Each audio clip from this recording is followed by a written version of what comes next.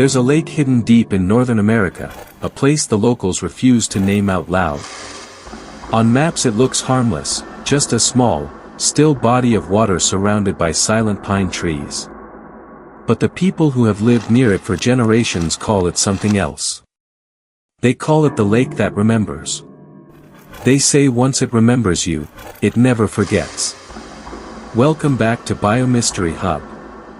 Tonight, I'm taking you into a story that many nearby residents claim should never be told, because those who speak of the lake often find themselves drawn back to it, even when they don't want to be. Evelyn Ward grew up hearing the lake stories from her grandmother.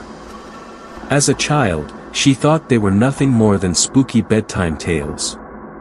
Her grandmother always warned her, never go near that water after sunset. But like most children, Evelyn never understood the fear behind those words. Everything changed the day her grandmother died. While sorting through her grandmother's old belongings, Evelyn found a photograph that seemed out of place. The edges were torn, the surface was water damaged, and it smelled faintly of damp earth. In the picture, her grandmother stood on the lake's shore as a young girl. Beside her, half submerged in the water, was a dark, featureless figure. Not a person. Not a shadow. Something in between. Its hand rested on the surface as if reaching outward.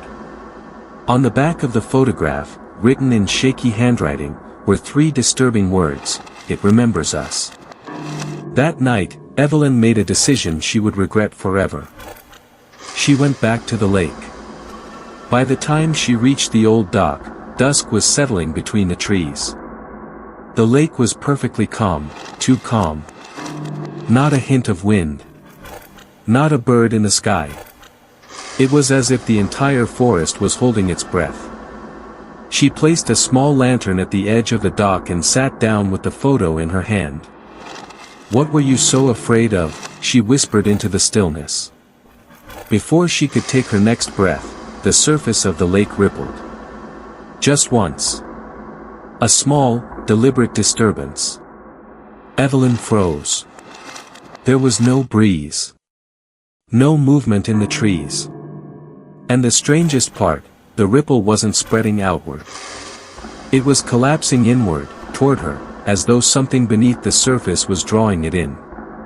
The lantern flickered. Evelyn leaned closer, trying to see through the growing darkness. The ripple widened, slowly, steadily. And then a pale human hand broke through the water. Her heart stopped. It didn't claw at the air. It didn't reach for her.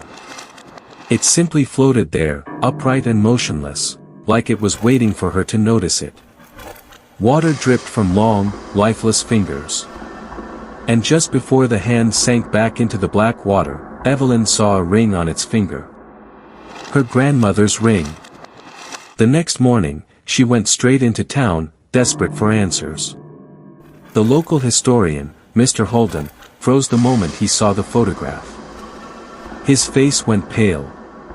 "You shouldn't have brought that here," he whispered. Evelyn demanded to know what her grandmother had feared all her life. Holden locked the door behind them, lowered his voice, and brought out an old archive box. Inside were dozens of photographs, old, wet, faded, each showing the lake. And in every photo, figures stood just beneath the surface. Men. Children. Women. Some faces looked freshly drowned. Others looked like they had been underwater for decades. Holden's voice shook as he explained the truth. Everyone who dies near that lake, returns to it. Not as ghosts. Not as bodies. But as memories the lake refuses to release. Evelyn didn't believe him. Not fully. Not yet. But she couldn't ignore what she had seen. So at sunset, she went back. The moment she stepped onto the dock, fog crept across the lake like slow, cold breath. The sky glowed crimson behind the trees, and the water reflected it like a sheet of glass. Then she heard it. A voice drifting across the water. Soft. Weak. Familiar. Evelyn. It was her grandmother's voice. Her legs trembled as she stepped forward. The water below her began to glow, faintly at first, then brighter, as if illuminated by something deep beneath the surface. Shapes emerged, human shapes, standing motionless just inches under the water, their pale eyes shimmering through the murky glow. One figure stepped forward. Evelyn's breath caught in her chest. It was her grandmother. But something was wrong. Her face wasn't peaceful, it was terrified. Her trembling hand rose above the surface, dripping with cold water. "Leave," she whispered. "They are awake." The water behind her exploded into motion. Dozens of twisted, broken faces surged upward, faces drained of color, eyes wide with suffering. Their mouths opened in silent screams. They weren't alive. But they weren't dead either. They were memories, memories trapped and starving. The lake wasn't keeping them. The lake was feeding on them. And now, the lake remembered Evelyn. She tried to run, but the wooden planks of the dock snapped beneath her as shadowy arms clawed at the boards. She leapt toward the shore, landing hard in the dirt as the lake behind her churned violently, swallowing the dock whole.